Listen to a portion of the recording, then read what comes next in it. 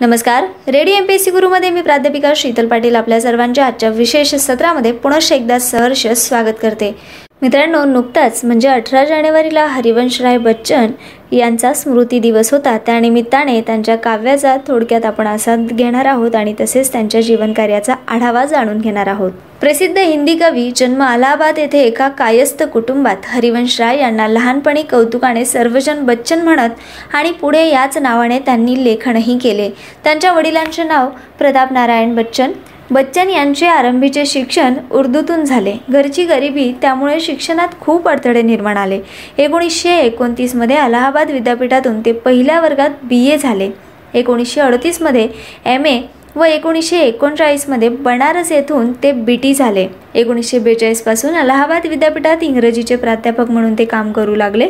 W.B. येट्स या प्रसिद्ध आयरिक कवीवर W.B. येट्स आणि ऑकल्टिझम हा प्रबंध लिहून त्यांनी केम्ब्रिज विद्यापीठाची PhD मिळवली. 1955 मध्ये अलाहाबाद आकाशवाणीवर हिंदी विभागाचे निर्माता म्हणून त्यांनी काही काळ काम देखील केले. भारत सरकारच्या विदेश मंत्रालयात विशेष अधिकारी या नात्यानेही त्यांनी काम केले. तसेच 1966 मध्ये राज्यसभेचे सदस्य म्हणून त्यांची नियुक्ती झाली. याच वर्षी त्यांच्या 64 रूसी कविताये या संग्रहास सोव्हिएट लँड नेहरू पुरस्कार, 1968 मध्ये दो चट्टाने काव्यास साहित्य अकादमी पुरस्कार, हिंदी साहित्य संमेलनाकडून 1968 मध्ये साहित्य वाचस्पती ही सन्मान उपाधी, 1970 मध्ये आफ्रिको-आशियाई लेखक परिषदेकडून लोटस पुरस्कार इत्यादी पुरस्कार व मानसन्मान त्यांना प्राप्त झालेत.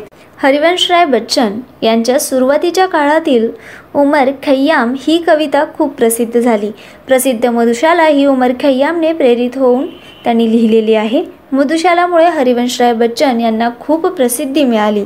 माननीय हरिवंशराय बच्चन यांचे 18 जानेवारी 2003 मध्ये ते निधन झाले. हरिवंशराय बच्चन यांचे काही इतर काव्यसंग्रह आहेत, जसे मधुबाला, मधुकलश, निशा निमंत्रण, एकांत संगीत, सतरंगिनी, विकल विश्व, खादी के पुल, सूत की माला, मिलन, दो चट्टानों व आरती और अंगारे. मधुशालाच्या काही काव्यपंक्ती थोडक्यात अशा आहेत. मदिरा पीने की अभिलाषा ही बन जाए अब हाला, मदिरा पीने की अभिलाषा ही बन जाए जब हाला, अंधेरों की आतुरता में ही जब आभासित हो प्याला, बने ध्यान ही करते करते जब साकी साकार सखे, रहे न हाला प्याला साकी तुझे मिलेगी मधुशाला. ह्या भाषेत, ह्या शब्दात ते मधुबालेच्या काव्यांची स्वीकृती करत आपल्या पुढ्यात कविता ठेवतात. हरिवंशराय बच्चन हिंदी भाषेचे कवी होते. असं मानलं जातं की त्यांच्या कवितांनी भारतीय साहित्यामध्ये परिवर्तन घडवून आणलं आहे. त्यांच्या शैलीने संपूर्ण जनमानसांचं मन जिंकून घेतलं.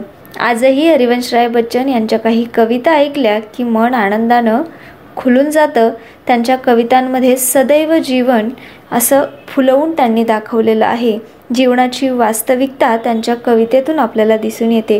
त्यांच्या कविता म्हणजे मानवी जीवनाचा आरसा आहेत आणि त्या आरशापल्याड त्यांनी ज्या रचना मांडलेल्या आहेत त्याच रचनांचं आपण या ठिकाणी थोडक्यात बघणार आहोत. मित्रांनो, त्यांची कविता दिन जल्दी जल्दी ढलता है. कवितेचे बोल आहेत. हो जाए ना पथ में रात कहीं, मंजिल भी तो है दूर नहीं, यह सोच थका दिन का पंथी भी जल्दी जल्दी चलता है, दिन जल्दी जल्दी ढलता है.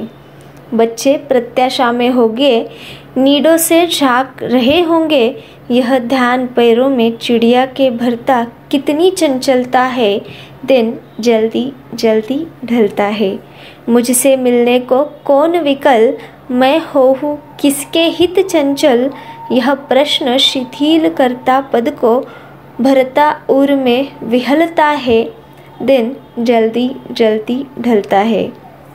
मित्रांनो, या पद्धतीनं त्यांच्या कवितेतून संपूर्ण दुनियेला रास येईल असं तथ्य ते मांडत होते. तर पुनश्च एकदा हरिवंशराय बच्चन यांच्या स्मृतीस विनम्र अभिवादन करून मी आपणा सर्वांची रजा घेते. जाता जाता त्यांच्या कवितेच्या 2 ओळी. हा तुम्हारी मृदुल इच्छा, हाय मेरी कटु अनिच्छा, था बहुत मांगा ना तुमने किंतु वह भी दे न पाया, था मैंने तुम्हें रुलाया, था तुम्हें मैंने रुलाया. स्नेह का वह कन तरल था, मधुर था, न सुधा गरल था। एक क्षण को भी सरलते क्यों समझ तुमको न पाया, था तुम्हें मैंने रुलाया, था तुम्हें मैंने रुलाया। यासोबतच मी आपणा सर्वांची रजा घेते. आज इथेच थांबूया. पुन्हा भेटूया एका नवीन विषयासोबत. तोपर्यंत ऐकत रहा radio MPSC Guru, spreading the knowledge, powered by spectrum academy. आमच्या कार्यक्रमांच्या फीडबॅकसाठी तुम्ही आम्हाला व्हॉट्सअपवर मेसेज करू शकतात. आमचा व्हॉट्सअप क्रमांक आहे 8698869880, अर्थात 8698 8698 80.